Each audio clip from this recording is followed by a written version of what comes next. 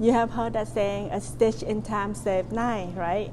My grandma used to say that whenever something small went wrong, whether it was a loose button or a tiny tear in your jeans, she would say, fix it now and you won't have to fix a disaster later.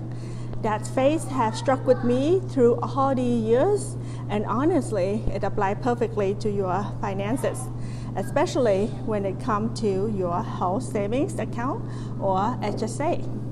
If you take a little time right now to understand how HSAs work under the 2025 tax rules and make a few small but smart moves, you can save yourself thousands, not just this year, but for decades down the road.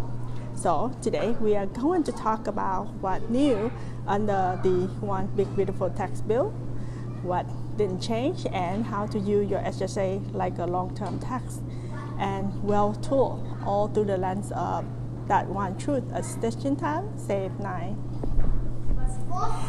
Hey there, I'm Mia. I have been a tax professional for over 15 years, especially helping individuals and family and small business owners plan smarter for taxes and retirement. And as always, this video is for education only. So before you act on anything, make sure to talk with a tax professional who know how your full situation. All right, let's get into it. Let's start with the basic, because you can't fix the stitch if you don't know where the tear is, right?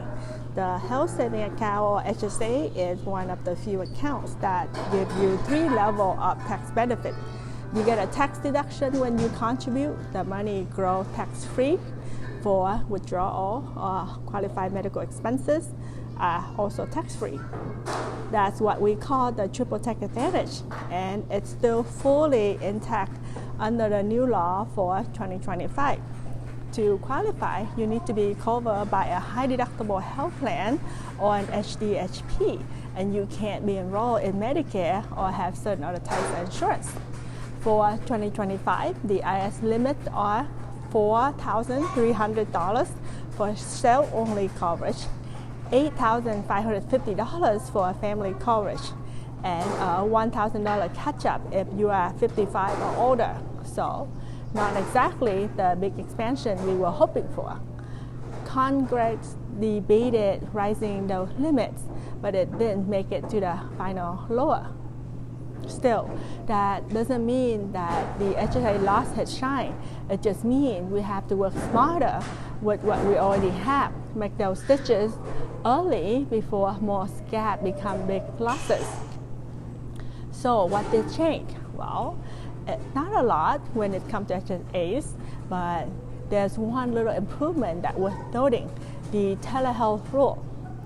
The new law says your high deductible health plan won't lose its HSA eligibility just because it covers telehealth or remote care before you meet the deductible.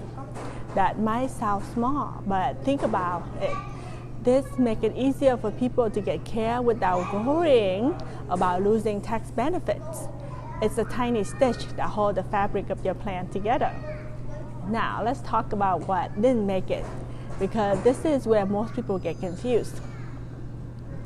Early drafts of the bill had some pretty exciting ideas, like higher contribution limits, lowering the catch-up age from 55 to 50, expanding what counts as medical expenses like gym memberships, fitness classes, and mental health programs, even allowing spouses on different plan type to both contribute.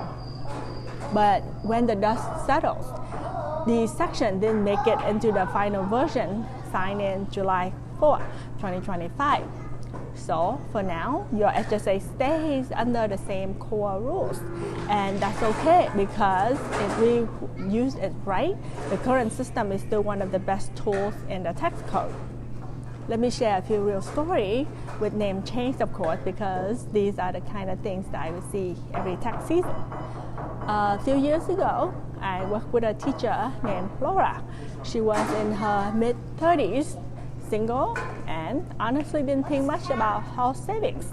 I encouraged her to start putting $100 a month into HSA. She hesitated, said it was too small to matter. Fast forward 6 years, her balance has grown to over $9,000, all tax-free growth. Then she had a knee surgery and her out-of-pocket cost came to about the same amount. She was able to pay it entirely from her HSA without touching her emergency fund. That's the power of a small, early stage. One small habit saved her from financial stress when she really needed it. Then there's David and Susan, a married couple in their early 50s. They had high medical bills but had never opened an HSA, even though they qualified. They always said, we will do it next year. By the time they came to me, they had missed out on years of potential contributions and tax deduction. When we calculated it, they lost more than $7,000 in tax saving. They didn't realize that not stitching early had cost them 9 times more in lost opportunity. That one hit home for them and for me too. All right, let's get practical.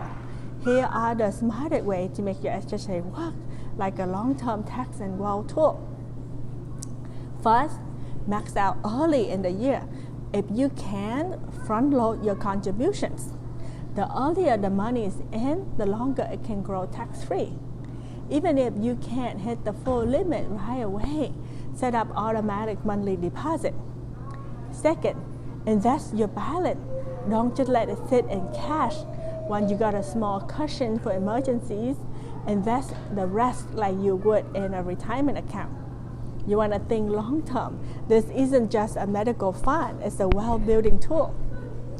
Third, pay out pocket and reimburse later.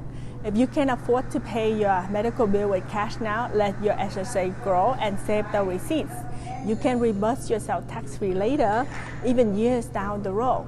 It's like planting seed now for tax-free money later. Fourth, use it strategically in retirement. After age 65, you can use your HSA for anything, not just medical expenses. Non-medical withdrawals are taxed like regular income, but medical withdrawals are still completely tax-free. So for many of my retired clients, the HSA become a safety net for big healthcare costs like dental, vision, Medicare premium, long-term care, all tax-free. Fifth, coordinate with other plans. If you have access to an FSA through work, make sure it's limited purpose one or for dental and vision so it doesn't disqualify your HSA. Now, let's talk about some next level planning ideas. This is where my high income and self-employed client really benefit. Every dollar you put into your HSA lowers your adjusted gross income. That can help you qualify for things like child tax credit or education credit that phase out at higher income levels. Once you retire, your HSA can bill for Medicare Part B, Part D, and Medicare Advantage Premium, all tax-free. That's huge.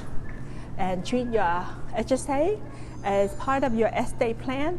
If you name your spouse as your beneficiary, they inherit the HSA as their own. If you name someone else, the account becomes taxable, but they can still use it to pay any final financial medical expenses in the year of your death. So make sure your beneficiary designations are up to date. I have seen too many clients forget the small detail and cost their family extra taxes. Another example where a small stitch can prevent a big tear. If you don't need a new law to make your HSA powerful, you just need consistency.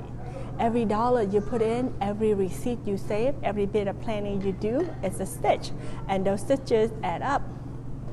Like I tell my clients all the time, the tax code rewards those who plan early. A stitch in time saves 9. Start early, stay consistent, and your future self will be grateful. I'm Mira. I look forward to see you at the next video. Mahalo!